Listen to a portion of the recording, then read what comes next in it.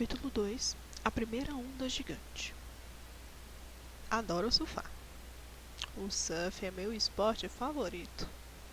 Surfei durante anos de estudo na universidade e viajei pelos 4 cantos do planeta à busca de boas ondas. O surf mudou a minha vida. Escolhi morar no meu atual endereço porque eu estou perto das melhores ondas do mundo. Aliás, recentemente fui incluído no livro New Zealand Surfers. E veja o que ele diz. Tom é um aventureiro dos negócios, do intelecto e do surf. Um homem que se propõe a atingir metas grandiosas e que as excede invariavelmente. Tom não conhece limites. Ele determinou para si uma vida boa e emocionante, que inclui sonhos, família e muito surf. A ansiedade, porém, quase me fez querer parar de surfar. Houve uma época em que o surf se tornou um pesadelo e não um sonho. Em 1995, eu tinha voltado da Grandigan, Java Oriental, como médico de acampamento.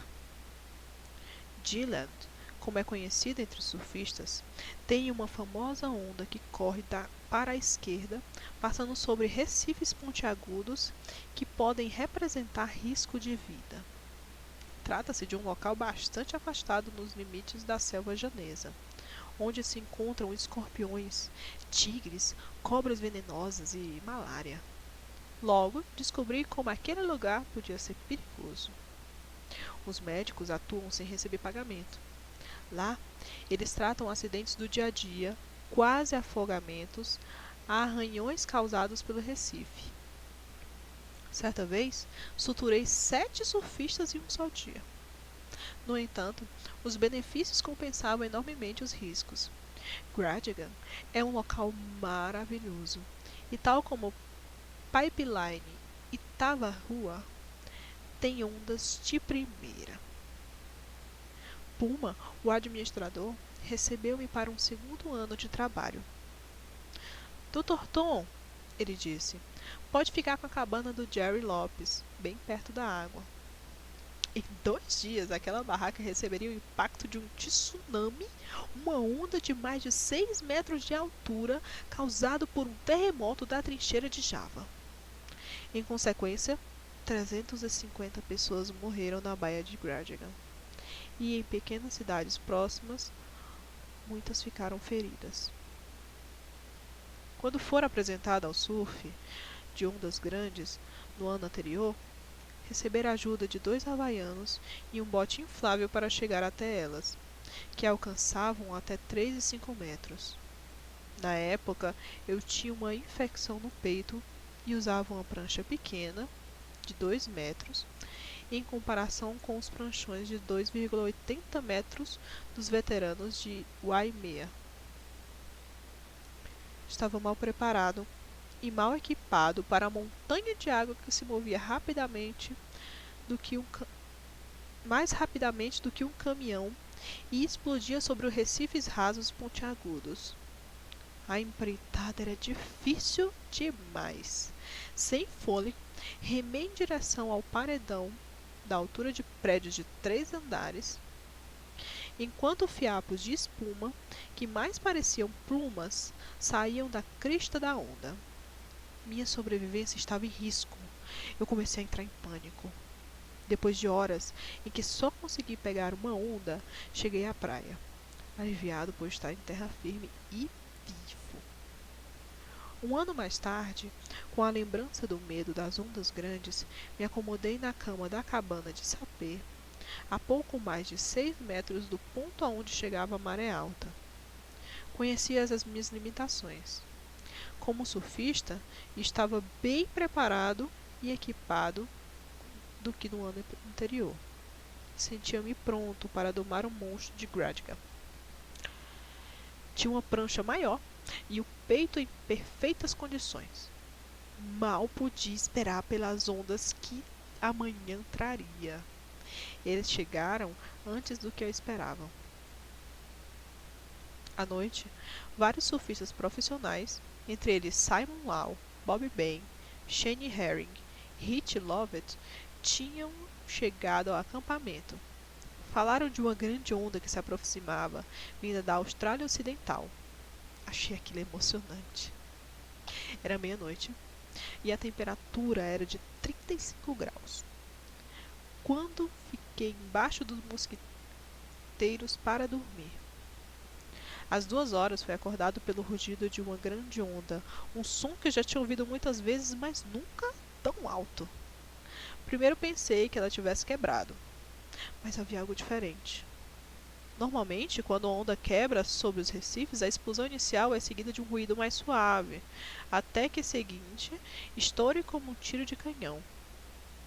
No entanto, o som era cada vez mais alto, sem intervalos. Seria uma tempestade tropical? Seria um jumbo vindo de Jacarta? Nesse caso, estaria em baixíssimas altitudes e a batida seria iminente. Por instinto, peguei minha maleta de médico e para atender as vítimas. O ruído era ensurdecedor. Cheguei a pensar que o avião pudesse cair em cima de mim. Nunca ouvi nada tão forte. Já estive em pista de aeroporto no momento da decolagem de um 747 e posso afirmar que aquele barulho era pior. Quando eu senti o chão tremer, tive certeza, isso não era um avião. Então, percebi uma presença enorme, como um monstro prestes a me engolir. Olhei pela porta e vi na escuridão uma verdadeira massa de água de mais de 6 metros de altura. Violenta, escura, espumante, avançando na minha direção como se uma represa tivesse estourado. Era uma grande onda, eu sabia. No primeiro momento, fiquei aflito e senti uma tristeza imensa ao pensar que teria chegado ao meu fim. Minha esposa estava grávida de Olivia, a nossa primeira filha. O grande sono, agora não, pensei. Eu não estava pronto, tinha muita coisa para fazer. Quando me lembro da situação, tenho a impressão de que não tive medo da morte. Parecia não ter alternativa. Em um segundo momento, eu gritei: onda gigante! E acordei o meu companheiro de cabana, o Dr. David Arden, que dormia profundamente. A adrenalina bateu e, por reflexo, saí pelos fundos, sem roupa, envolvido num mosquiteiro. No terceiro momento, o oceano me engoliu. No escuro, fui jogada aos trambolhões, como uma coisa à toa. Ouvi o estalar das árvores e do baque de pedaços de coral sobre o chão. Pelo que me pareceu uma eternidade, fui arrastado para a floresta, esperando ver uma luz branca no fim do túnel. Uma luz que nunca veio. Meus joelhos e minhas mãos tocaram o chão e a força do mar diminuiu por um instante. Então eu ouvi o som de algo sendo sugado. Era o mar recuando e aí sim eu tive medo. A ideia de ser tragado e levado para a baía para os corais me fez sentir muito medo. Eu sabia que se me segurasse em algo, talvez sobrevivesse. Havia uma chance. Agarrei-me à raiz das árvores como quem se agarra à própria vida. A água retrocedeu, mas não me levou junto. Quando pensei estar diante da morte certa, não tive medo, pois nada podia fazer para me salvar do que estava por vir. No entanto, quando pensei na possibilidade de ser sugado pelo mar, eu senti medo, tinha que querer sobreviver ao recuo da onda. Então, haveria salvação. Eu sabia que se me segurasse em alguma coisa, poderia evitar a morte ou ferimentos graves nos refis cortantes. A ideia criou o sentimento. O medo e a ansiedade fizeram com que eu me agarrasse à vida. Ansiedade e medo existem para nos proteger do perigo. Aquela foi uma situação em que tais sentimentos foram úteis. O pensamento se torna doentio quando cria sentimentos irracionais, como vamos ver nos próximos capítulos. O som do mar recuando foi substituído por gritos humanos. Quando os meus olhos se acostumaram à pouca luz, eu vi uma prancha de surf branca que tinha sido arrastada comigo para a floresta. Agarrei-a, prendi a tira no tornozelo e corri pela mata até uma região mais alta. onde estava o pessoal que ocupava uma parte não atingida do acampamento. Lá estava eu, sem roupas, arranhado, ferido, assustado, mas vivo. Assim consegui um short para vestir. Comecei a avaliar os danos e a cuidar dos feridos. Infelizmente, alguns nativos catadores de concha que dormiam na beira da água tinham sido atingidos com gravidade. Vi uma nativa em silêncio. Apesar de seu braço apresentar uma fratura de húmero e estar dobrando no ângulo de 90 graus, fiz o que pude para endireitar o braço dela. Apliquei o medicamento, ajeitei uma tipóia e fiquei observando-a, vendo-o desaparecer na noite, para verificar como estava sua família em um vilarejo próximo. Um surfista tinha costelas quebradas, um corte feio no rosto e provavelmente um pulmão atingido. Fiquei em dúvida se deveria introduzir o dreno que tinha comigo, para deixar sair o sangue e o ar. O dreno de tórax é como um grande espeto de metal com uma bainha de plástico. A ponta de metal deve ser introduzida com cuidado para não atingir estruturas importantes como o coração ou a aorta. Então é removida, deixando o dreno de plástico no lugar. Não seria uma tarefa simples, se executada sob a luz fraca de tochas. Optei por um procedimento mais cauteloso e não utilizei o dreno. Aos poucos, ele foi melhorando. O rapaz viveu para deixar a floresta dali há 2 dias. Muitos podem descrever a tragédia, mas eu jamais esquecerei o cheiro, o caos e as fortes emoções daquela ocasião. No dia seguinte, a mata estava cheia de estranhas criaturas do mar e a baía cheia de tubarões. A mídia contabilizou mais de 350 mortos no vilarejo próximo. A maior parte das crianças e pescadores foram arrastados pela água. Em consequência do choque, vivi momentos de ansiedade e procurei lugares elevados para dormir com medo de ter outro tsunami. Deixei o Dylan 3 dias depois, no primeiro bote em que consegui entrar. Para minha família, aquele também foi um período difícil sem saber se eu tinha sobrevivido. Se a onda tivesse sido ainda maior, ou se tivesse acontecido durante o dia, enquanto estávamos surfando, muito mais gente teria morrido, inclusive eu. Do jeito em que tudo aconteceu, posso dizer que a natureza me chicoteou com a cauda. Eu vivi para voltar a surfar, mas a experiência certamente não terminou aí. Depois disso, comecei a ficar ansioso ao entrar no mar. Bastava ver ou ouvir uma onda grande quebrando que já vinha a ansiedade. A garganta ficava seca e eu só queria sair da água. Ondas menores passaram a ter o mesmo efeito. Uma onda da minha altura é suficiente para causar um desejo incontrolável de estar em terra firme. O surf era a minha vida. Eu adorava o bem-estar, a sensação de esperar a onda e viajar nela. A situação chegou a tal ponto, porém, que o medo me impedia até de remar para dentro do mar. Normalmente eu gostava de tentar remar usando os braços, por simples prazer. Mas a situação havia mudado. Mesmo em ondas seguras, eu sentia um medo irracional de ser tragado. Comecei a desenvolver estratégias para fugir das ondas grandes ou pequenas.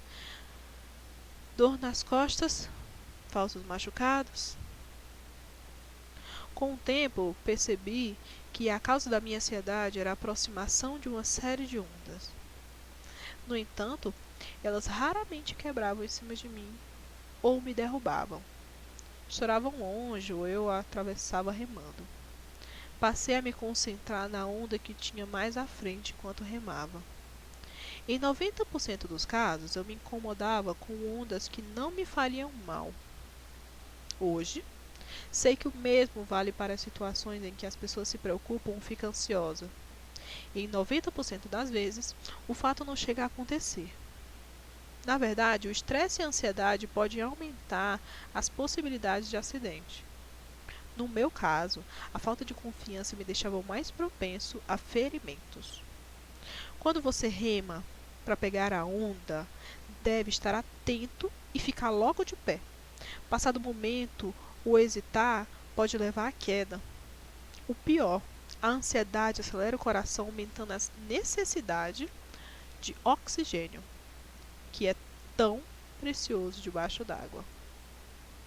Meu pensamento doentio criou uma ansiedade irracional que me impedia de praticar esportes do que mais gostava, o surf. Eu preciso agir. Comecei a analisar os meus pensamentos. Forcei-me a melhorar o meu condicionamento físico, aprender a respiração por 30 segundos e a contar quanto tempo ficava debaixo d'água. Descobri que esse tempo era superior a 10 segundos. Quanto mais eu entrava em pânico e me agitava tentando voltar à superfície, menos eu conseguia manter o fôlego. Mudei o meu pensamento para: posso prender a respiração pelo tempo que for necessário. Comecei a relaxar embaixo da água e a consumir menos oxigênio. Comecei a pegar as ondas maiores e abandonei a estratégia de fuga com uma dor nas costas. Assim, reencontrei o prazer de ser apanhado e derrubado por uma onda, como se estivesse em uma máquina de lavar, e de voltar à superfície feito uma rolha de cortiça, encharcada. Foi preciso um bocado de coragem para controlar os meus pensamentos e superar a ansiedade, mas eu consegui. Eu vivo melhor por isso. Em vez de me preocupar com ondas que não me atingiram, eu me concentrava apenas nas que tinham diante de mim. Com isso, eu parei de pegar ondas cada vez maiores. Passei a pegar ondas cada vez maiores, não é parei. Agora eu estou bem e sou um surfista ainda melhor. Sinto-me outra vez confortável na água e aproveito uma atividade de que quase desisti. Talvez você ache que ser atingido por uma onda gigante não seja um evento comum e que qualquer um ficaria com medo da água. A questão é que o tsunami despertou o pensamento doentio. E as pessoas, em sua maioria, nem precisam de uma parede de água de mais de 3 metros de altura para sentir ansiedade ou pensar de maneira doentia. Pare e pense no que lhe causa ansiedade. Agora imagine esses fatores como uma sucessão de ondas em termos de distância. Algumas estarão muito longe, outras perto. Então raciocine que talvez as ondas mais distantes nunca alcancem você. É mais provável você ser atingido pela onda que está na frente. Portanto, concentre-se nas próximas e mais prementes. Examine-as com clareza de maneira saudável. Em relação ao meu medo de ondas, quando eu identifiquei o agente provocador e mudei o pensamento, troquei a minha relação emocional negativa por uma saudável. A ansiedade é a principal causa de doenças e infelicidade. Em sua forma extrema, ela paralisa as pessoas a ponto de impedi-las de sair de casa ou de fazer as coisas que mais apreciam. Em sua forma mais suave, é capaz de fazer pessoas evitarem riscos ou simplesmente inibir o seu crescimento. Passei anos me sentindo desconfortável a receitar ansiolíticos, pois acredito que massacram o problema. Antidepressivos podem ser mais eficazes por elevarem os níveis de serotonina no cérebro. Acredito também na eficácia do pensamento saudável e tenho utilizado em mim e em pacientes com ou sem medicamentos. Sou um piloto com centenas de horas de voo. E, como passageiro, tenho milhares de horas de experiência. Adoro voar. Se toda vez que o avião levantasse voo e eu pensasse que ele poderia cair, ficaria ansioso e deixaria de viajar. E, se pensasse ser impossível o avião cair, não cumpriria os procedimentos de segurança, colocando em risco a minha vida e a dos passageiros. Mais uma vez, o pensamento controla as emoções, que por sua vez influenciam o comportamento. Lembre que 90% das coisas com o que você se preocupa, como ondas à distância, talvez nunca venham a afetá-lo. Concentre-se na tarefa que tem diante de si e provavelmente evitará que aquilo que você mais teme aconteça.